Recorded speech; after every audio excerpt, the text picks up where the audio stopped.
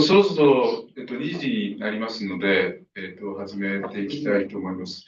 本日は呼びかけ、2025年日韓条約60年を期して、日韓条約の解釈を統一し、日朝国交正常化交渉を再開しようの発表に、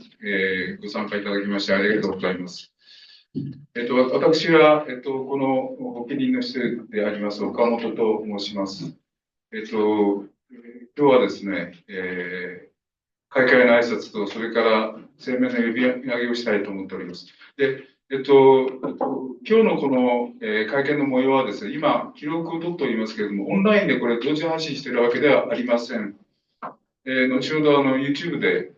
配信しようというふうに思っておりますので、よろしくお願いします。今年はですね、言うまでもないんですけども、日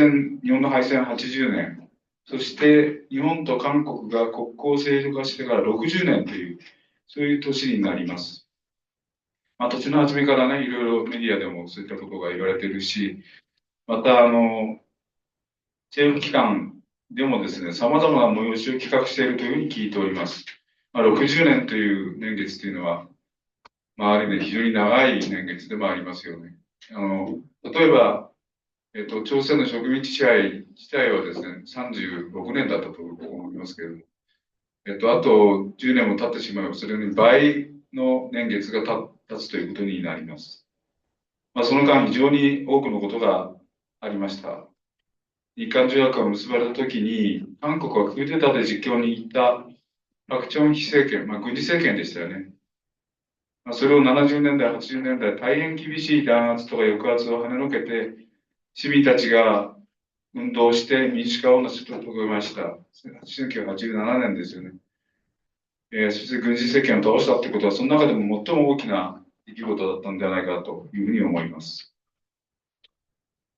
その後、言論の自由、政治的活動の自由を得た韓国は非常に大きく発展をし、経済的にも文化的にも世界から注目を浴びる国になったと思います。日韓関係も人の交流、文化の交流、経済、技術の交流は目覚ましく進みましたし、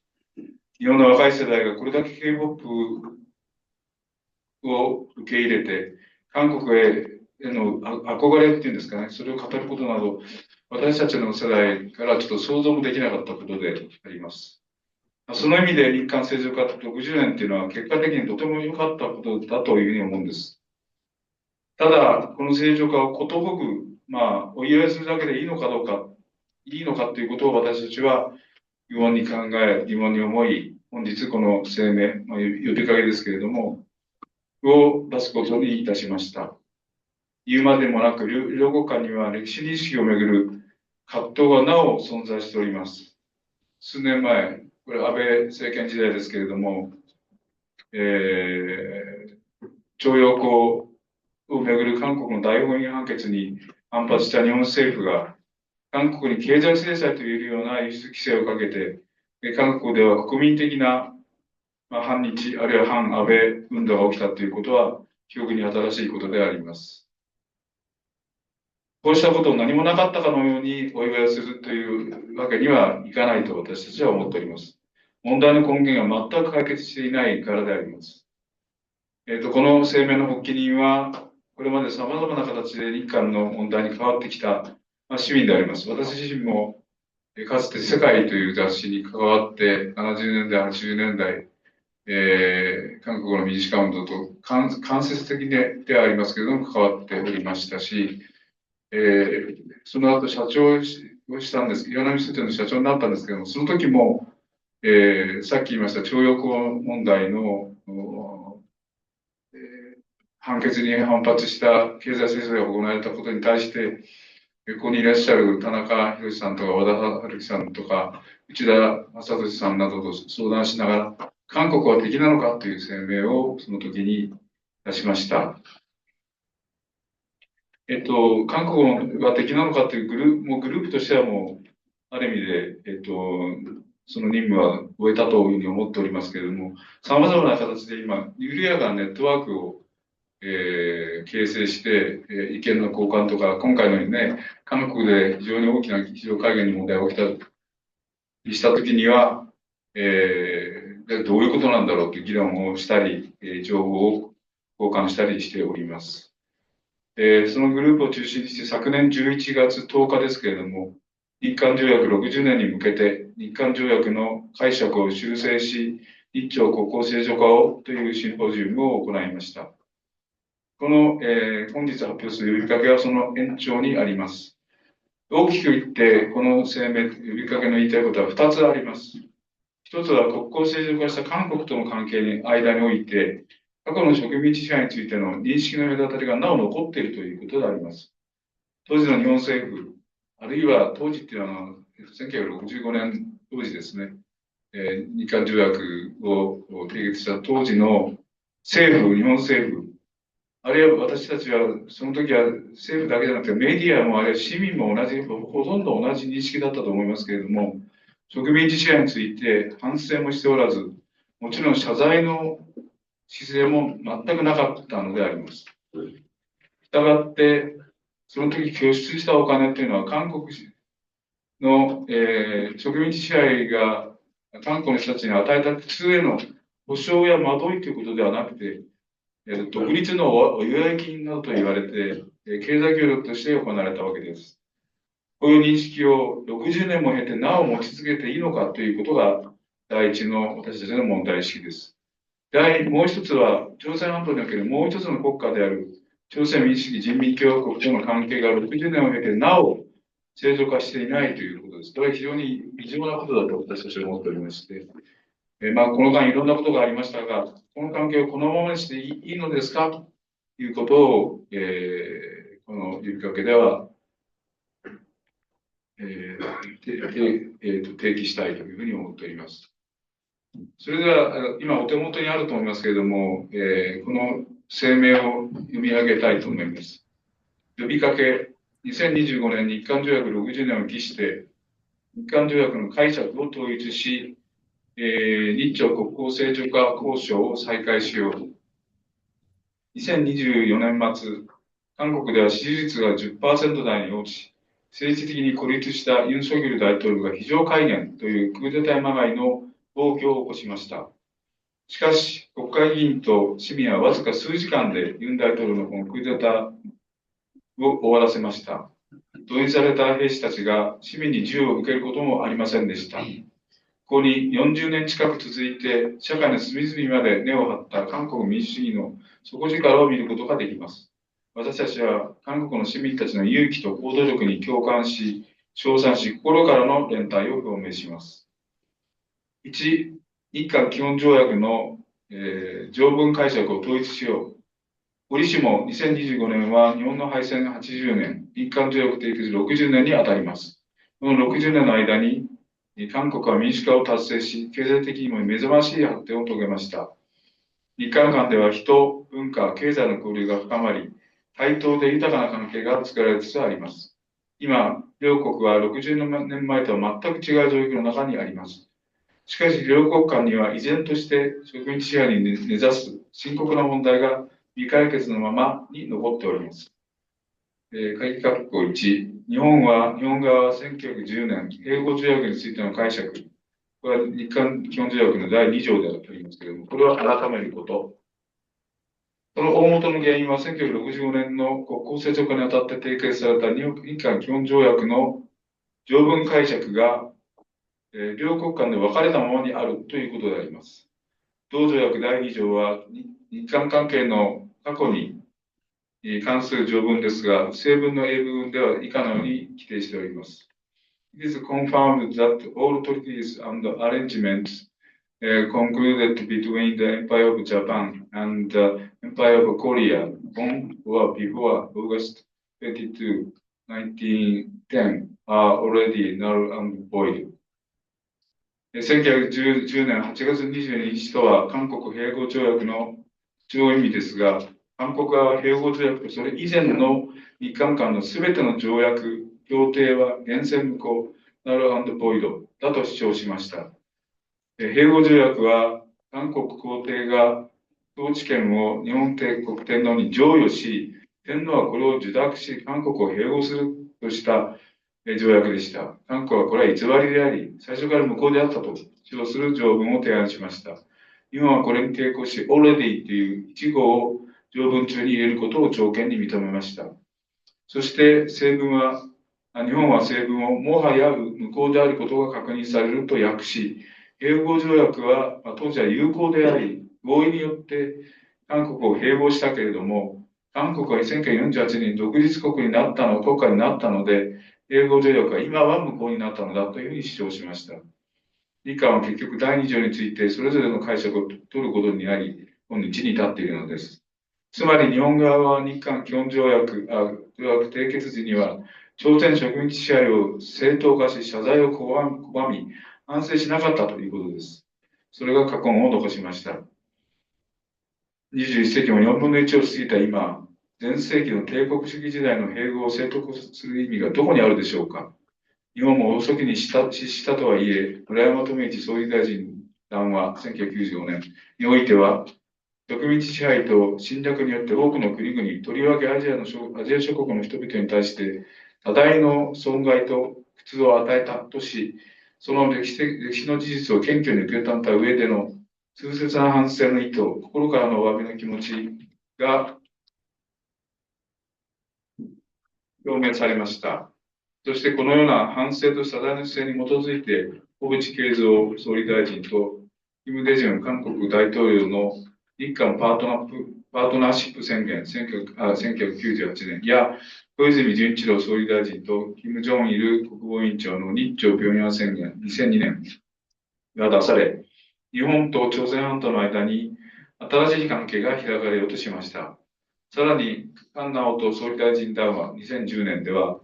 植民地支配が意に反して行われた事実を認め、それにより韓国民は国と文化を奪われ、民族の誇りを深く傷つけられたとまで述べたのです。いわば日韓条約第2条の解釈において、日本側が韓国側に近づいたのであります。これが、日韓日朝関係の基調とされるべきでありました。しかし2018年、強制動員被害者の起こした訴訟で韓国大法院が出した判決に対し、当時の安倍晋三政権はそれを国際法違反と非難、さらに強制動員被害者を旧朝鮮半島出身労働者と呼んで、戦時動員における人権侵害を否定しました。日本の植民地認識は60年前に戻ってしまったかのごとくでした。安倍政権の逆流により、日韓関係は最悪の状況に陥りました。このような事態は2020年に登場した韓国のユン・ソクル政権が日本の主張をほぼ丸飲みする解決策を提起し、ようやく修復されました。しかし、日本の過去認識が60年前のままで、両国民の真の和解と協力が成り立つことはありえません。丸括弧に、韓国が朝鮮半島唯一の合法的な政府との解釈、これは日韓条約の第3条ですけれども、改めること。日韓基本条約の条項については第2条だけでなく、第3条についても日韓間で解釈が分かれています。日韓基本条約第3条正文では以下のように規定しています。It is confirmed that the government of the Republic of Korea is the only lawful government in Korea as specified in the resolution 1905, third of the United Nations General Assembly。この条項を韓国は大韓民国政府は国際連合総会決議第195号3に明らかに示されている通り、朝鮮にある唯一の合法的な政府であることが確認されると訳しました。そして韓国が朝鮮半島全域における唯一の合法的な政府だと主張したのです。他方、日本は国連総会決議自体は認めつつ、韓国の統治権はあくまで国連監視下で選挙が実施された南半部に限定されると主張したのであります。その後の歴史的な経過は、日本側の解釈が正当なものであったことを示しています。1988年、民主化後、ノテウ大統領は7宣言を出し、韓中の国交樹立と並んで、朝日、朝米の国交樹立を呼びかけました。1991年には大韓民国と朝鮮民主主義人民共和国が国連に同時加盟するに至りました。今では朝鮮半島に2つの国が存在していることを誰も否定することはありません。日韓条約60年を迎えるにあたって、同条約の基本条項をめぐるこのような両国間の解釈の相違は正されるべきです。そこには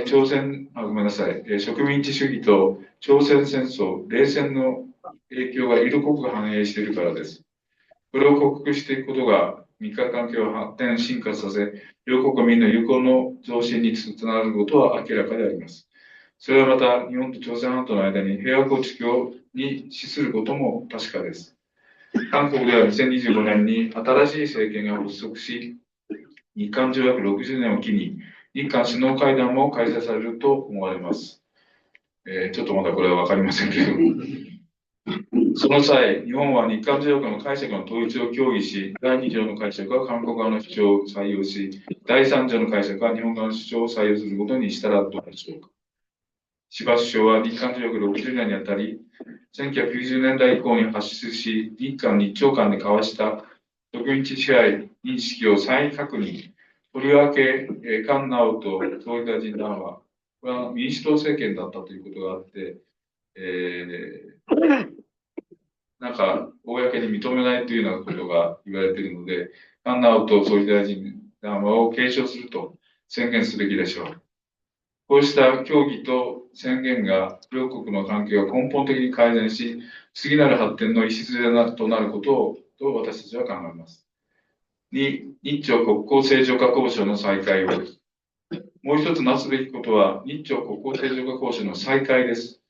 日韓基本条約で日本は韓国との国交正常化しましたが、植民地から解放された朝鮮半島に生まれた2つの国家のうち、北半分にあたる朝鮮民主主義人民共和国、以下朝鮮と言いますけれども、とは、未だに正常な国家関係を確立することができていないのでは大きな問題です。金丸訪朝団は扉を開き、1991年、国交正常化交渉が開始されてからも30年以上、2002年、小泉訪朝と日朝平壌宣言が壁を乗り換えてからも20年以上の歳月が経過しています。2006年、安倍首相は、日本人、拉致問題を理由に日朝国交、交渉を打ち切りました。そして2013年、高校無償化から朝鮮高校を排除しました。ソ連崩壊と中国の改革開放路線の本格化以降、孤立分業された朝鮮は核実験、ミサイル発射を重ねて、自前の核武装化を達成しました。2017年には、米朝戦争になれば、日本にある米軍基地を攻撃するミサイル部隊を配備しているということを公表しています。核ミサイルは日本にとって現実的な脅威であります。放置することはできないと思います。2006年以降の経緯を見る限り、圧迫政策の失敗は明らかです。国交正常化交渉を再開してこそ、拉致問題解決の道も開かれます。同時に朝鮮との緊張関係も緩和され、信頼関係も調整されていくことでしょう。そもそも朝鮮は国連にも加盟し、世界160カ国と国交を結んでいるのです。2023年9月、国連総会で、岸田文雄首相当時は日朝首脳会談を呼びかけました。2024年1月、能登半島地震の際、金正恩国防委員長は、岸田首相に見舞いの電報を送ってきました。2月、金与正党副部長は、日本との首脳会談の可能性に言及しました。日朝交渉を再開する可能性はあると私たちは考えます。日朝国交正常化は地域の緊張を和らげ、平和情勢に資するものとなるでしょう。韓国市民の運動からも、米朝、日朝の国交を望む声が上がっています。日本は平壌宣言に立ち返り、諸懸案の解決、過去の植民地支配の清算に向けて、日朝国交正常化交渉を再開することが必要です。敵対から和解へ、対立から協力へ、これは小泉総理の言葉なんですけど、対等で相互を尊重する精神こそが真の、そして末永い友好を築く基礎になると私たちは信じます。ウクライナの戦争、ガザの戦争と虐殺を見れば、どのような理由があれ戦争を決して始めてはならないことがわかります。敗戦80年、日韓条約60年である2025年を、朝鮮半島やアジアに生きる市民と共に平和を築く努力をする年にしていきましょう。2025年1月20日、あとは署名ということになります。で、お聞きの通り、非常に長い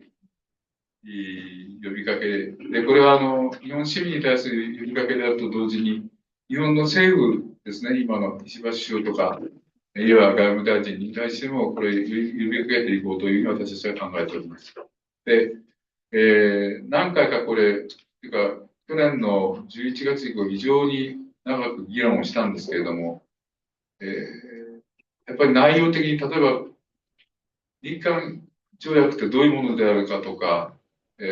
村山談話ってどういうものであるかとか、あるいは115年前の韓国平和条約のことまで書いてあるので、なかなかこれ分かりにくいよねっていうことで、どんどん長くなってしまって、これは良くないぞと、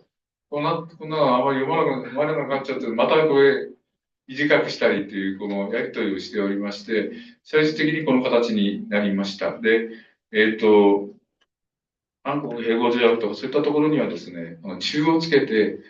これ、ネットに出すときにはそこで、飛べるようにしたらどうかということで今やっております。で、ここまでが、声明の発表なんですけれども、これから以降、この発起人の方にご発言をいただきたいと思います。まず、和田春樹さんからですね、解釈を統一する、解釈を変えるところについてちょっと、お話をいただきたいと思います。というのは、やっぱりこの議論の過程でですね、解釈の修正っていうのはどうなのって、村山談話とそれでも解釈変わってんじゃないのっていう意見もありましたし、逆に、いや、解釈なんかじゃなくても日韓条約そのものを変えるべきだとか、あるいは、韓国併合条約そのものが無効だったのはやっぱり無効だっていうことになるんだったら、不法なんじゃないかと、そっちのまで行っちゃった方がいいんじゃないかっていう議論とか、いろいろあったんですね。あった上で、この、案文になったということもありますので、なぜ、まず解釈という、解釈の変更なのかということに、中心にしてちょっとお話をしていただければと思います。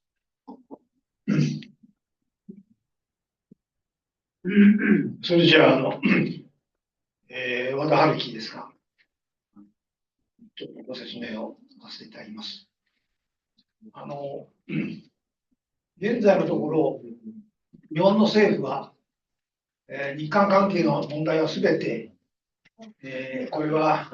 日韓条約によって解決されていると。謝罪すべきことも謝罪したし、そして、支払うべきものも支払っていると。これ以上問題が起これば、それは韓国政府が解決すべきだというのが、このところの日本政府の態度でした。で、私たちが考えるところを見ると、日韓条約というものが、じゃあそうなのかということですが、日韓条約60年が来ましたところで、見るとですね、日韓条約というものは、確かに日韓関係を維してきた重要な条約であったことは確かですけど、日韓条約の一番基本的な文書である日韓基本条約、日韓基本条約の2条と3条、2条と3条という基本的な条項について、日本と韓国の公式的な解釈が正反対であるという状態がずっと60年間何も修正されないままに続いてきた。今日までもこの日本2条3条の解釈は日韓で正反対であるという状態ですので、それはおかしいんじゃないか。そんなに基本的に重要な条約であれば、両国の解釈を統一すべきではないかということが第一点です。で、それでその点についてお話ししようと思いますけれども、実は日韓条約の条項につきましては、別紙にちょっと参考資料の紙がありますから、ご覧になっていただければと思いますが、日韓条約というものは、65年に締結されましたが、実はその前に、1951年ぐらいから交渉が始まっているのです。非常に長い交渉でした。それで、51年後に始まった交渉は、その時はどうかというと、朝鮮戦争の最中でした。で、朝鮮戦争の最中でアメリカ軍によって大韓民国が助けられて、北朝鮮の軍隊と戦っている、中国、人民志願軍と戦っているという状況でしたが、その時に、アメリカ軍に言われて日本も韓国を応援していた、助けていた、そういう状況でした。そういう中で、アメリカ軍に言われて日韓関係の交渉が始まったというのが日韓条約の起こりなんです。でそういうわけですから、韓国側は日韓条約にあたって、結ぶにあたって、要するに、この新しい国交正常化の交渉をするにあたって、日韓の間にあった過去の問題について、やはりどうしてもそこに触れなきゃならないという気持ちを持っていました。それで、韓国側が提案した基本条約案の中にありましたのは、韓国併合条約、その他の条約とともに、韓国併合条約というものは、ナルボイドであるという条項を入れようとしたということです。韓国側が提案したものでした。でナルボイドというのは、非常に強い言葉でして、通常我々のパスポートが無効になったときに、バンと押されるのはボイドというハンコです。無効だと。しかし、ナルボイドというと、全く無効であると、最初から無効であるという、非常に強い意味のことでした。それを入れた韓国側の理由はどういうことかというと、この、最初に冒頭に韓国併合条約がございますけど、韓国併合条約というのは、要するに、1910年の8月20日に結ばれたものですが、この第1条は、韓国皇帝陛下は韓国全部に関する一切の統治権を完全かつ永久に日本国皇帝陛下に譲与すると。韓国が統治権を譲与すると。で、第2条で日本国皇帝陛下、つまり天皇ですが、天皇は全条に掲げた譲与を受諾して、全然韓国全体を日本帝国に併合することを承諾すると。韓国が譲るから、日本はそれを受け取ることを承諾すると。そして併合してやると。こういうのが併合条約でした。でこの併合条約は否定したいということが韓国側の気持ちでした。つまりどういうことか。要するに、自分たちが日本に併合してもらいたいと願い出たから、要するに、日本が併合したと。こういうことではないと。つまり、併合は強いられたものであったということを確認しろと。それが我々が間にある過去なんだと。その過去を見つめて、そこから新しい関係を作ってほしい。こういうのが韓国側の提案であったということですね。それで、日本側はどうしたかというと、日本側は、それは嫌だと、そういうことは。そんなことは認められないと。日本側は併合条約を結んで、合意によって、韓国を併合したのであって、何も問題はないと。だから謝罪することもないし、反省することもない。過去についてだと。今そういう過去であったということを言うことで以外はないと。こういうことですから、韓国側の提案をずっと話して阻んでいました。つまり、ナルボイドということは、日本はどうしても受け入れられなかったわけです。でところで、ずっとその交渉が長く、51年からぐらい始まった交渉が来まして、65年まで行きましても、どうなったかというと、韓国側は、最初はイ・スンマン大統領でした。今、併合条約を結ぶという、いや、日韓条約を結ぶにあたっては、パク・チョンヒ大統領の時代でした。しかし、このパク・チョンヒ時代の政権もまた、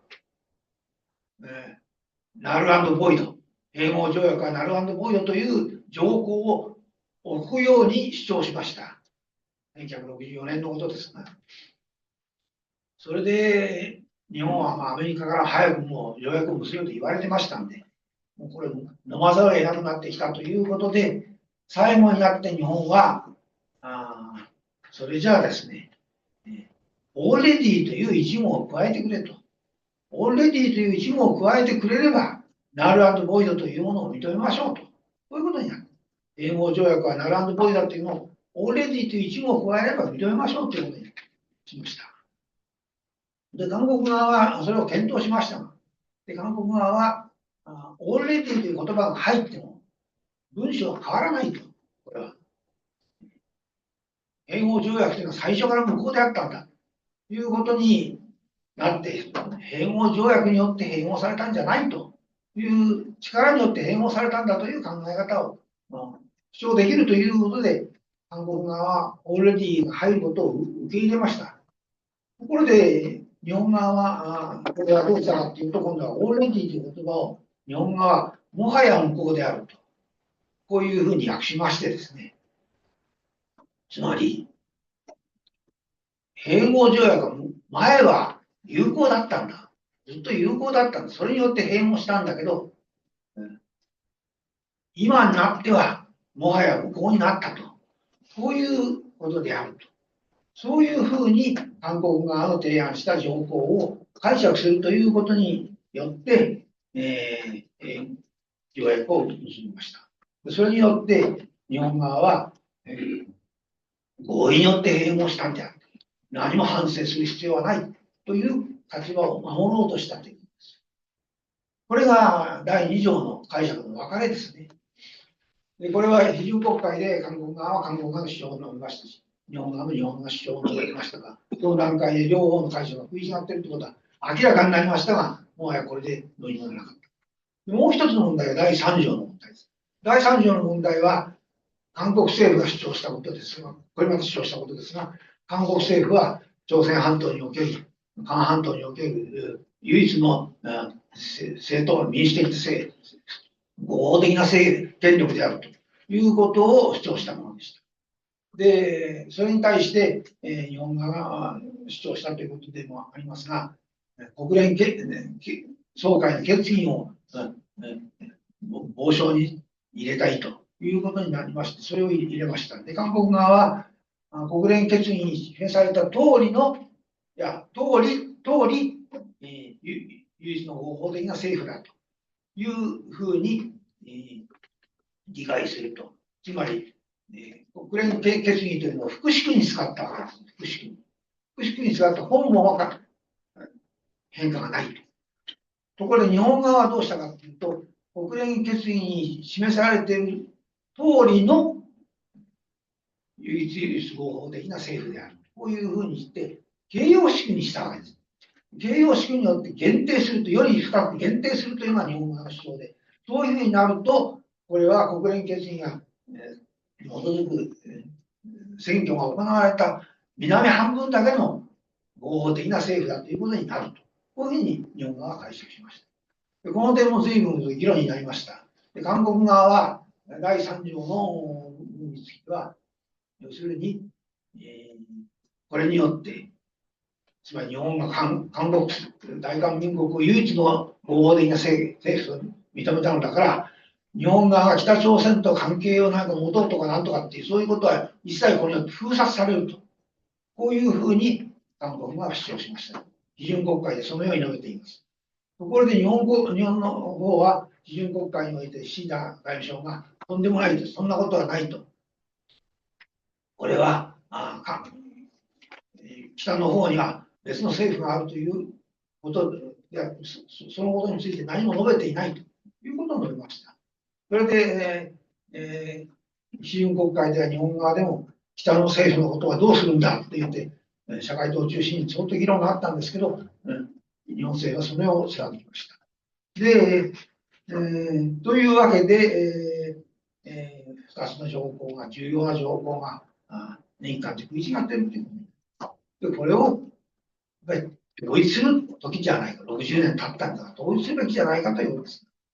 統一するにあたっては、日本側では村山ダムから神田川まで進みまして、要するに、朝鮮に対する植民地支配は強制されたものである。それは反省し謝罪するということを言っておりますし、一方、韓国の側では北側に別の国家があるということは認めておりますし、そしてその北と国家と一緒に国連に加入しているというわけですから、すでに韓国政府の認識も変わっているということですが、今やまさに統一すべき、統一できる日が来たと、こういうことになる、こういうことですよ。はい、ありがとうございました。それでは次に田中さん、日朝のこととか、触れて。田中宏です。1580年という言葉を使っています。これ1580年というのは別の項から見ると、日朝国交未回復80年ということを、やっぱりこの際、想起することが必要じゃないかなということを最初に申し上げたい。それから、この文章の中にいろんな経緯は書いてありますけど、私はやっぱり日朝関係をこれからなんとか正常化しようということになると、私が関わっているということもあるんですけど、やっぱり朝鮮学校、今のようなところではどうにもならないという。でやっぱり国連も北朝鮮に対しては制裁を安保理事会はかけてますけれども、しかしあまり日本ではそういうなんか報道の仕方をされませんけれども、朝鮮学校差別については国連の人権機関で再々、拉致問題は到底許されない人権侵害だけれども、そのことと朝鮮学校で勉強している子どもの問題は何の関係もない。子どもたちの学ぶ権利が侵害されている。それで、いちいち言いませんけれども、いろんな国連の人権条約機関で朝鮮学校の無償化を直ちに実施しろということを何回も言われてるんですね。一つだけ言うと、人種差別撤廃委員会が出した一番新しいのは2018年。でここにはですね、前回指摘したことが全く実施されてないので、もう一度同じことをここで繰り返すということを言われてるんですよ。だから2014年に言われたことが全く動いてないので、2018年にもう一回繰り返すよということを言われてるんですよ。でどうも日本ではね、こういうことはあまり報道されないんですね。でだから制裁決議は一方で国連は出すけれども、朝鮮学校差別というのはとんでもないことだと。でもう一つ一言言うと、これもね、やっぱり国連はかなり怒ってるんだろうと思うんですがね、その2014年の時に、ユネスコの教育差別禁止条約を日本は批准するべきだという勧告も付け加えられたんですね。だから教育差別禁止条約、1960年にユネスコで採決されてるんですよ。150ぐらいが批准してるんじゃないかな。そういうことまで持ち出されて、朝鮮学の問題が批判されているということを想起する必要があるんじゃないかなということを申し上げておきたいと思います。以上です。ありがとうございます。それでは、このね、募金の中にはいろんな方いらっしゃいますけれども、やはり日韓関係、これまでいろんな形で関わってこられた方が非常に多いと思いますし、逆に言うと、やっぱりそういう人じゃないとなかなかこの、声明の募金にはなるのは難しかったかなというふうに思うんですけれども、じゃあ、まず、佐川木さん、お願いいたします。こんにちは、佐川明です。一応、詩人ということで、韓国史の研究とかも行っております。最新では、韓国光州事件の抵抗史というのを、教訳で、全南科学大学副教授のキム・ジョンフン先生と一緒に出しました。で、早速ですね、この中に、収めさせていただいたパク・ノヘさんっていうね、私と同じぐらいで、労働の夜明けっていうのが、100万部韓国ですごい詩集があるんですよね。まあ、もうかなり前ですけども、100万部売れた、詩人がいて、これ出してくれてよかったっていうね。これ、韓国も入っているので、韓国でも、売り出してるんですけど、まあ、パクノヘさんもそう言ってくださって、で、なんと驚いたことに、そのパクノヘ財団のね、方が私メールとか送ってくださるんですけど、なんと公衆事件には後の世代なんですね。だから今回に戒厳令びっくりしたっておっしゃってて、韓国で戒厳令って出るんだっていう、私もすごいびっくりしたんですよね。で、やっぱり戒厳令が民主化された後も、残ってた。で、それはまさしく分断国家本当にそのゆえですよね。だからなんで非常戒厳令が残ったかっていうと、北との交戦状態になった時に、非常戒厳令、そういう、言い訳っていうか、それで残ってきたわけなんですね。休戦状態なわけですから、今、朝鮮半島はね。だから私がやっぱりこの呼びかけに参加させていただいたのは、やはり朝鮮問題については、やはり日本は朝鮮半島の平和についてやっぱり責任があると思うんですね。だから単に北朝鮮が怖いとか言っていたらば、そういう韓国の若者、韓国って徴兵制があるんですね。もう驚いちゃいますよね。K-POP のね、BTS がね、もう徴兵一家どうかで大騒ぎになったでしょ。でみんなでやめてくれやめてくれってね、もう徴兵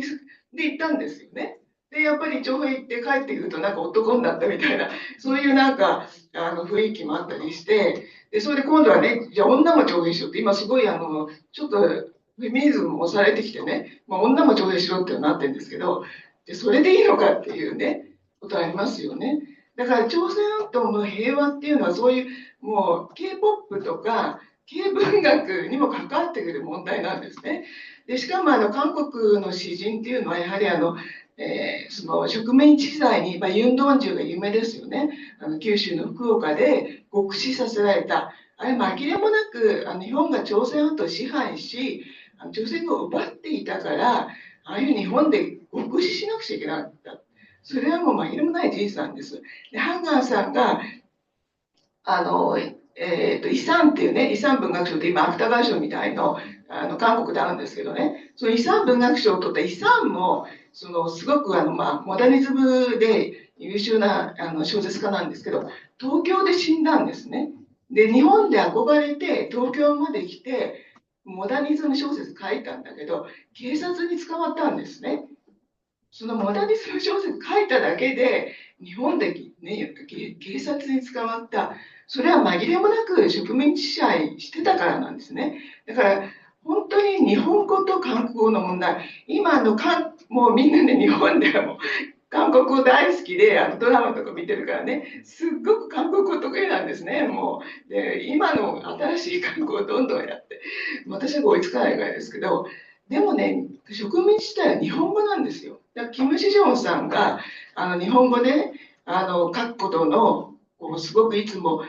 なんかね、葛藤っていうのを抱えて在日文学を築いていらっしゃった。だからああいうのは紛れもなく植民地支配の残滓なんですよね。でもちろんそれは小説家とかですね、詩人はそれを糧にして素晴らしい文学を築いてきたわけですけども、この日韓の60年で全くお祝い騒ぎだけにしていいのか、文学の根底にあるそういう植民地支配のね、歴史を私もぜひ今回和田先生ね、小松先生内田先生いっぱい呼びかけていただいて、本当に私もぜひここは皆さんに理解していただきたかったんですね。韓国文学の根底にあるやっぱり植民地支配、いっぱい死んだり傷ついたりで、北に行っちゃってもう分からなくなっている詩人がいっぱいいるんですよね。チョン・ジヨンとかもね、北に行って分からなくなる。それはね、今現在の問題なんです。だから優秀な文学者とかね、詩人が北に行ったんだけど、どうなっているのか、それが文学研究もできない。だからそういうこともやはり日朝国交を回復して日本からねやはりそういう問題も一緒に研究したいと思います。それから先ほど言われた朝鮮学校の問題は本当にひどくってもうヘイト問題になっていかに子どもたちがね気づいていくか。私もちょっと反対暗掃時っていうのを作りましたけど、で、この間もコスソインっていうね、麻生氏が出ました。朝鮮のね、学校に通ってる子たちの。もうそれでもう自分を責めてるんですね、子供たちがね。なんで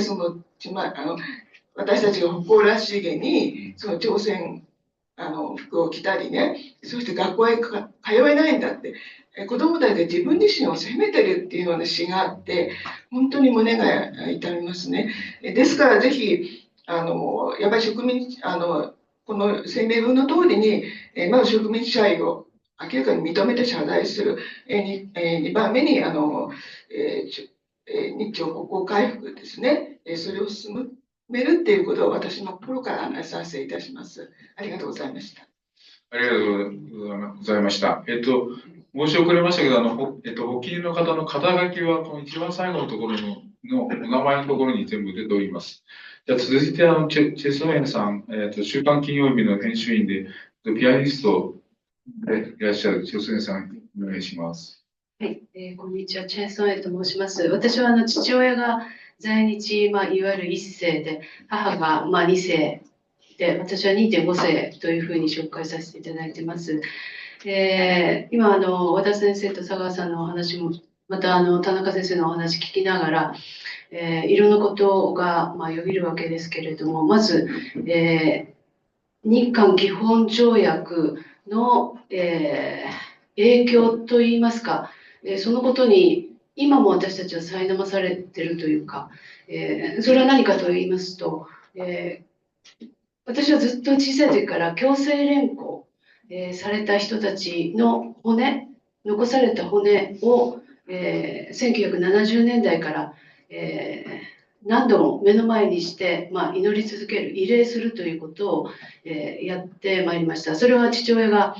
炭鉱で置き去りにされた骨を集めて、今、父が勤めていた教会には65体の遺体があるんですけれども、それをずっと見ながら育ったんですね。ところが、安倍首相のあたりから特にですね、強制ではないというような言われ方がずっと今に至ってあります。で、悲しいことに在日自身も、いや、実はうち強制連行じゃなかったんだよねっていうふうに疑うんですね、自らを。で、この強制っていうことは何も首に縄をつけて連れてきたことが強制なのではなく、発端はまさにこの強制併合にあるわけですよね、全てが。併合されたっていうことは、何も望んで、侵略を受けるっていうことはありえないわけで、それはもう皆さん考えていただければ、そのロシアがウクライナを今こういう状態に陥っている時に、いやこれ強制じゃないって言いませんよね。で、今日本は全面的にウクライナの側で、ウクライナは侵略されて大変だっていうことで国を挙げて応援しているような状態ですよね。それと同じことと言えないでしょうか。ですから侵略っていう言葉を使うときに強制ではなかったっていう言われ方をすること自体が、正直ありえないです。ですからそのことを発端にして、強制連行ではなかったという言い方が今も堂々と政府が、するということのその影響は在日が在日として日本に存在する根底を覆されるんですね。自分はそういう歴史の上に立って生きてきた。強制併合と強制連行の親を持つ私たちはその歴史の上に立って生きているのに強制ではなかったと言われることによってもう全てが崩れていくんです。ということでその歴史認識というものはそれぞれの存在に関わる問題であるということを申し上げたいと思います。以上です。はい、ありがとうございました。ではですね、キム・ソンジェさん、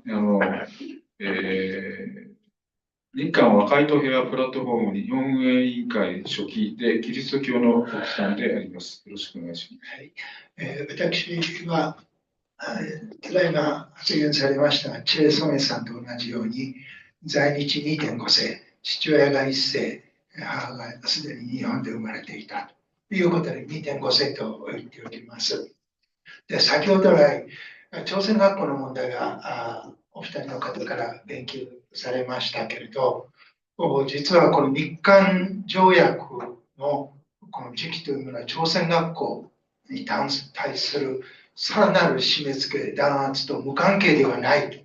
と。それはですね、ここに私今メモを見ながらご紹介するんですが、内閣調査室調査月報7月号1965年。ここに何が書いてあるかというとですね、一部読んでみますが、我が国に永住する異民族がいつまでも異民族としてとどまることは、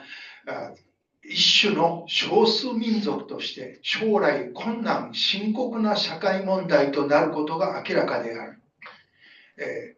非が双方の将来における生活と安定のために、これらの人たち、在日朝鮮人に対する同化政策が強調されるゆえんである。反日本人として、日韓双方の人から白い目で見られることもあり、大いに悩むであろう。しかし、2世、3世と先に行くに従って全く問題ではなくなる。国家100年の体系のため、また治安問題としても、帰化を大々的に認める。こういうですね、見解が出されていて、このもとにですね、12月28日に文部省通達が出て、この永住許可、いわゆる日韓条約に基づいて翌年、法的地位協定が締結され、その時に、その協定に基づいて、外国人登録の朝鮮ではなく韓国に切り替え、そして、韓国籍を取った者だけが協定永住取れる。この子たちは、その家族の子供たちは、きちっと日本の学校でしっかり日本の国民教育を受けさせるということで、これを片や朝鮮学校をさらに締め付けて排除していくというですね、こういう日韓条約の問題というのは日韓両国や日本と朝鮮半島の問題だけではなく、最たる植民地支配の歴史責任としての存在である在日朝鮮人をこの民族アイデンティティをですね、否定していく、まさに植民地時代であるかのようなこの同化政策、公民化政策の延長的発想でこを進めていくために、この条約が大きく影響していたということを忘れてはいけないと思います。もう一つ、これは絶対に私は言っておきたいと思っていることをちょっと聞いてください。戦後、在日朝鮮に210万いて大半は帰りましたけど、残った60万たちは帝国市民であったということです。日本国籍、参政権まで持った帝国市民とされていた人たちが、結局、1952年4月28日から本人の国籍選択権も否定されたまま、日本国籍から排除されてしまった。そしてそういう人たちのことを法律126の6号と呼ばれ、126の266。私は10月生まれ、52年の10月生まれなので、2の6にもなれずに、4の1の16の2というですね、3年間定住してよしと、もう3年間いたければ法務大臣の許可取れと、こういう法的地位だったわけです。これはだんだん朝鮮半島が南北に分裂化していく中で、反共主義者もいれば、北を支持する人たちもいたかもしれないけども、反共主義者でさえも日韓条約直前までは70%ぐらいが外国人登録に朝鮮と書いてあった。なぜか、外国人登録などに関心がなかったからなんですよ。ところが、この法的地位協定が締結されるにあたり、日本の入管局長は、この韓国と書いてある人だけが国籍である。そして、ここに永住許可が与えられる。5年間だけ認める。この申請を。71年の1月16日まで認める。てんやわんやで、この在日が分裂させられて、親子の間で、親は墓参りに行こうと思ったら、韓国に切り替えざるを得ないだろう。お父さんはそうやって祖国の分断を自ら認めるのかと言って親子で分裂していく。こういう状況がその当時であった。私は何も分からずに大学生の時に70年代大阪である強制送還反対の署名用紙を回って表札に朝鮮人の名前が書いてあったのでそこに署名をもらえると思って行ったら出てけお前らみたいなものには署名できないと。食い下がってなんでですかと言ったらあの時自分たちはこの国籍書き換え朝鮮から韓国に書き換えることは自ら分断を認めることになるんだ。だから、いや、反対だと言っていたのに、お前たちはみんな結局、永住許可欲しさに書き換えていったじゃないかというですね、こういうこの一幕を体験して、本当に38度線がこうやって在日社会の中に引かれていた。すなわち、対極的な言い方をすれば、この冷戦時代の思考の中でこの締結されていった日韓条約はこの植民地支配的なこの在日をこの支配することと同時にですね38度線を政治利用して在日を分断していく法的地位を分断していくというそういう結果になってそして国籍書き換え締め切りの71年の1月にはほぼ半々に韓国、朝鮮が分かれちゃった。今統計見ましたら41万ぐらいの韓国籍、日本にはいまして、まだそれでも2万4000人近い人たちが朝鮮籍のまま、無国籍です、これは。この問題を残し続けているということをですね、決して私たちは忘れてはいけないと思います。日本は申し上げると本当に自ら憲法違反、法律違反をやっています。GHQ はこの憲法第10条、いわゆる日本国民の要件、たる要件は別の法律によって定めると。こんなものいらないと GHQ は言ってたのに、どさくさに紛れて46年の7月以降それを入れていって11月3日の交付にたどり着いた。ところが何かといったら、結局そこはですね、ものすごく深い意味があるんですけれども、憲法は法律で定めると。それは何の法律ですかと言ったら50年ですか、51年ですか、国籍法。国籍法には日本国籍を持っている者は自分自身の志望、すなわち志と望みによって法務大臣にこの日本国籍いりません。私は今日からアメリカ市民権取りますと、自らが言えばそれを受理していくと。そう法律に書いてあると。そして憲法はこの法律によって定めると書いているのに、1952年4月19日の民事局長通達は、この自らの自分の国の憲法も国籍法も破って、そして私たちの持っていた権利を一方的に剥奪したということ。こういうことが日韓条約法的地位協定の背後にあるということを忘れないでいただきたいと思います。最後に一言だけ申し上げます。今起こっている、韓国で起こっている民主化闘争の現状と、まさかこんなことが去年の12月3日以前に起こるとは思わなかったんですが、去年から私たちが懸案としてきたことは、来年は日韓基本条約60年の年だと、何をテーマにしてこれからシンポジウムを展開するかと思っていたんですが、この基本条約60年の今日先生方がおっしゃったこととは無関係ではないと思います。どういうことか。先ほど冒頭にありましたこの日韓基本条約の解釈の統一の問題、どういう内実をもって統一するのかと、この内実を決めるのは韓国の民主化の内実、民主化闘争の内実によって決まる。一つは韓国の民主化闘争とは何か、単なる大統領を引きずり下ろせの問題ではないんです。歴史正義を不問にしない、植民地支配の歴史問題を、国家責任を不問にしない、そして冷戦的対決姿勢からではなくて、本当に南北対話、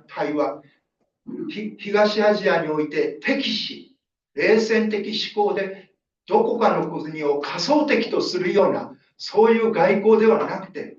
多極的共存でいくんだと。こういう韓国政府を作りたいというのが、韓国の民主化闘争の目標だと思います。一方、日本は、この解釈の統一の内実を実現するためには、日本の脱植民地主義、これを成し遂げる。こういう民主化を成し遂げないと、この日韓問題、条約問題は解決しないと思っております。以上です。ありがとうございました。これから質疑応答に入ります。その前に、発起人でここに来ていらっしゃる方をちょっと紹介だけします。内田正俊さん、から矢野秀樹さん、肩書きは発起人のところを見ていただける。あと、佐藤久さん、から平山茂さん、から、鈴木邦夫さん、他にはいらっしゃいませんよね。それでは、ご質問ある方、ちょっとマイクを後で、回してあげてください。YouTube のためにこれ、マイクを使った発言でないとちょっと拾えないもんですから、よろしくお願いします。どなたか、どうぞ。また、また日曜版の元吉です。先ほど、はい。先ほど、この声明が市民に向けたものだというふうにおっしゃってたと思うんですけど、なぜ政府、その後政府にというふうにおっしゃってたんですけど、なぜ市民に向けたものにされたのか。呼びかけとしてですね、一つこれは官邸と外務省に、出す予定です。まだちょっと具体的なことはこれから今検討しているところですけれども、届ける予定です。それからもう一つやっぱりこれは、最初これはとても難しいっていうか、なかなかね、歴史的なことを知らないと、入れない声明ですけど、やっぱりそれは自分たち自身でどういう問題があるかということを知るためにも、これはなかなかそんなにバーッと広がるような声明ではないかもしれませんけれども、やっぱり少しずつ皆さん学んでいくということが大事だと思っていまして、そのために、署名を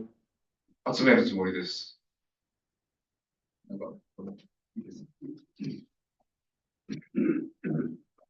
他にいかがでしょうか。神奈川新聞の柏と申しますけれども、今のちょっとお話の続きなんですが、今後その署名などを集めるのは、いつ、どういうスケジュールで、これを実際にその政府に届けるスケジュール感みたいなものを教えていただければと思います。政府に届けるのは比較的早くしようと思っていますが、市民の署名を集めながらということですけれども、まずは、この内容で、官邸と、外務省、外務大臣と、石破さんにも届けたいんだけれども、それは多分自分的なものにならざるを得ないかもしれませんが、できるだけ早くこれはやりたいと思っています。それは必要ですか？何日に届けたとかっていうことは。2月とか、もし分かれば、2月中とか、何かもし分かれば、いただければと思いますけど、もしないんだったら、できるだけ早くでもいいと思います。今それを、具体的に、議員の方と相談しつつやっていますので、できるだけ早くと思ってまできす。はい。はい、すみません、あと今月今月中。はい、じゃあ、まあ、できるだけ早く。会が始まる前に。あとですね、確認なんですが、発起人の方をちょっと数えましたら、ちょっと数え間違いもあるかもしれませんが、28人のように思ったんですけど、ここは、正確には何名か教えていただけるか。僕が数えたら29だったんだけど、ちょっと、ちゃんと数えた。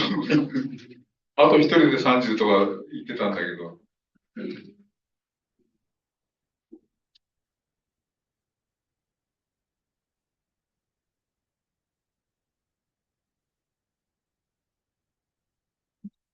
ありがとうございます。ですね。はい、ありがとうございました。どうぞ。朝日新聞北野です。これはまあ政府が、特に日本政府が動かないと実現しない声明だと思うんですが、そこでこの日本政府は、まあ多分当時も今も、こういう解釈を日韓でそれぞれ解釈ができるようにして、曖昧なまま丸く収めたと。こういうふうに収めたのをなぜ動かす必要があるかというふうに今でも外交当局者は考えていると思います。で、そこでこういう声明を出して実現するために、日本政府にとって何の得があるか、あるいはこの声明を実現しないことによって何の損があるか。もちろん市民についての得とか損とかいうようなのは、正義の問題も絡んできますので、そういう問題もあると思うんですが、特に日本政府にとって何の得あるいは損があるかについてお伺いしたい。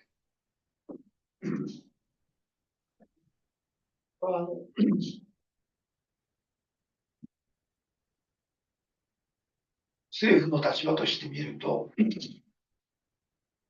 条約を結ぶわけですから、隣の国とですね、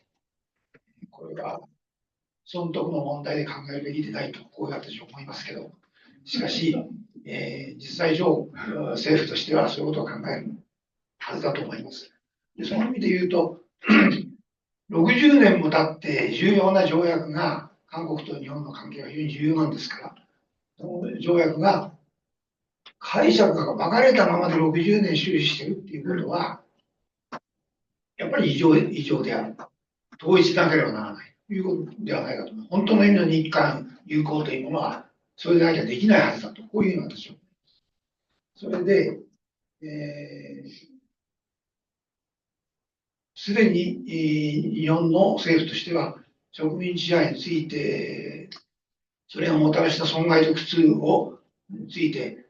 反省し、謝罪するということについては、村山談話で、そういう考えをはっきり述べていますし、これはその他の小泉、小渕金大中のパートナーシップ宣言、それから小泉、金正日の平壌宣言においても、国際的に確認されていますね、すでに。それで、さらに植民地支配が意に反して強制されたということにつきましては、判断案において、それは認められている。日本政府はもう認めていることです。ですから、その意味で言うと、日本政府はこの日韓条約の第2条、日韓基本条約第2条の韓国側の解釈を認めるということは、すでに日本政府が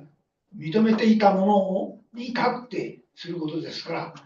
ある意味で言うと、何も新しい、つまり、踏み出しはいらないということになるわけです。ただ、もちろん、韓談話というものは、民主党政権が出したものであって、自民党は、野党も自民党は関与しないという立場を自民党は取っていますけど、しかし、すでに韓談話というものに基づいて、宮内庁が保存していた王朝儀器の絵ですね、その財産は韓国側に伝達されています。伝達にあたって国会で新しい法律も作られました、公明党の協力によって。そういうわけですから、簡単話というものについても、自民党は確かに曖昧な態度を取っていますけど、事実上、閣議決定に基づいて出された、この声明というものは、非常に日本の国家の基本的な方針を示したものとして有効です、そういう意味では。ですから、その意味で、日本政府としては、日韓条約の基本条約第2条の条項、つまり、併合条約は、オーレディナル&ボイドであったということについての韓国側の解釈を認める立場にすでに立ち得る立場に立っているのですから、これをすることは何も持ち出すことがないわけで、つまり、まるで得ではないかということが、政府としては完全に得ではないか、こういうのが私たちの考えです。だから、その意味で日本政府に対して非常にお得なんですが、やったらどうですかということを、進めているということなんですね。そうすることによって、しかし、日本の政府、そして国民全体が植民地支配っていうものについての反省、謝罪というものをはっきりと確認するということができるということで、また、そうしなければ、日朝国交正常化もできないということになるわけですから、これは非常に基本的に重要なことだと思います。もちろん、この前提としてちょっと、岡本さんの方からも話がありましたが、併合、そして併合条約のというものは不法であるというふうに確認せよという、そういう要求もずっと出されてきました。しかし、それを私たちは今ここで要求しているわけではありません。要するに、日韓条約の第2条を承認しようと。こういうことですね。以上です。一言。いいですか。はい。内田です。村山首相談話とか、菅首相談話の引用がありますけれど、私はこれは村山首相談話、菅首相談話は、一方的に、というか、要するに、日本側がだけで出したの、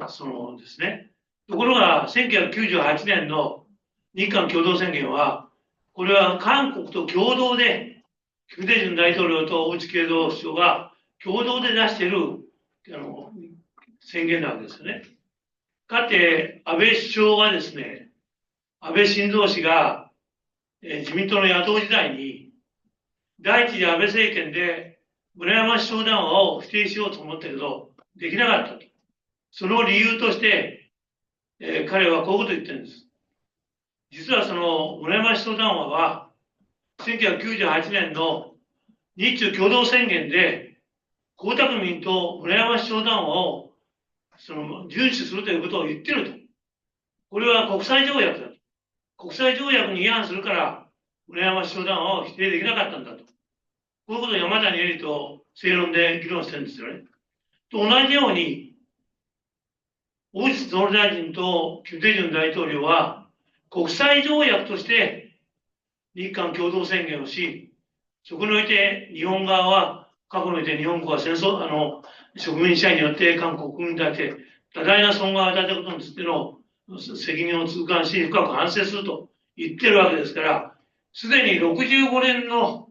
日韓基本条約の植民地支配についての曖昧な点は、98年によって修正されてると。私は今回のその宣言はそのことを言ってると思うんですね。ですから、そのことを強調していると。村山首相談話でこう言ってる、菅首相談話でこう言ってるんじゃなくて、98年の日韓共同宣言で、65年の基本条約は修正されているということを、やっぱり強調していくだと思います。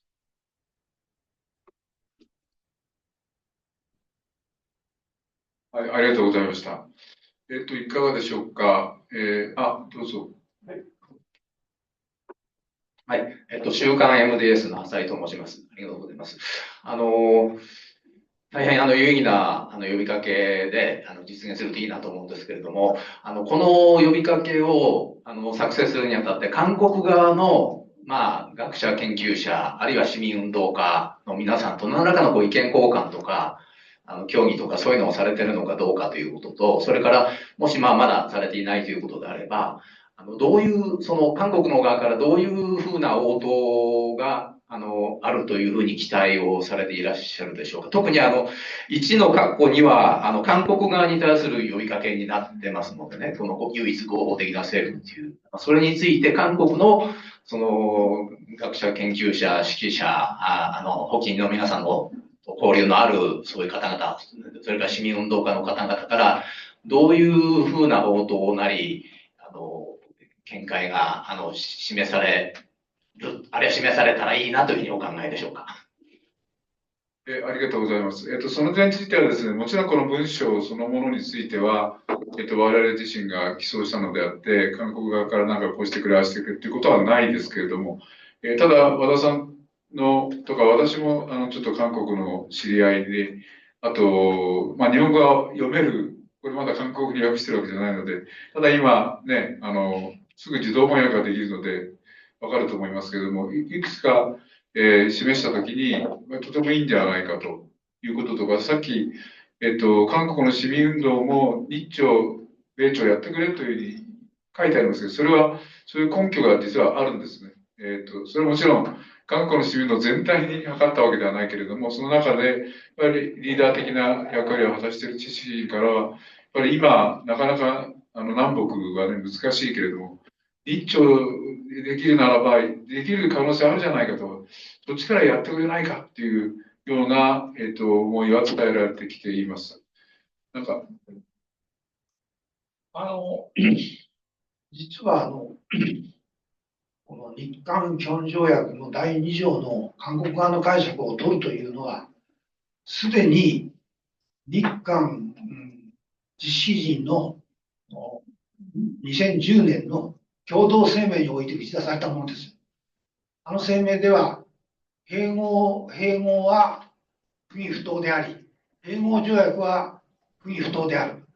そして、日韓基本条約の第2条の韓国側の解釈を採用しろというのが、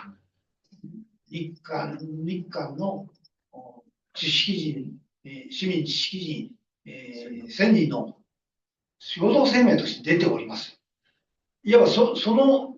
上に立って今回のことをしておりますので、第2条に関して言えば、合意があるとすでに。で、第3条の方はですね、これはなかなか問題があって、これを通すということになると、韓国としては、韓国の憲法を改正しなきゃならないと。韓国の領土は、韓半島全体だと大韓民国の憲法には書いてありますので、これを改正しなきゃならなくなるわけですけど、事実上として韓国側の人たちはみんな北朝鮮の方に別の国家があるということは重々も認めている、承知している。特に最近北朝鮮は韓国は敵対国家であると大韓民国ということを言いながらそういうことを言ってますので、この点については問題はほとんどないというふうに私は思います。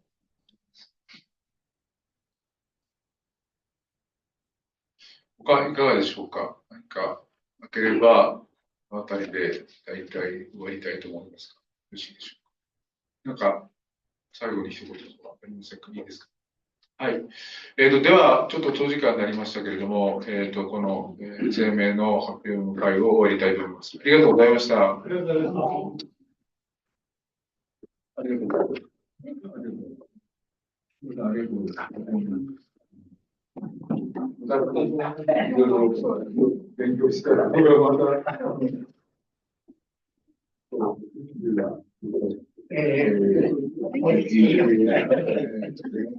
すいません。名刺が全部僕なんか作るっていうですけど。はい、メールアドレスですよね。はい。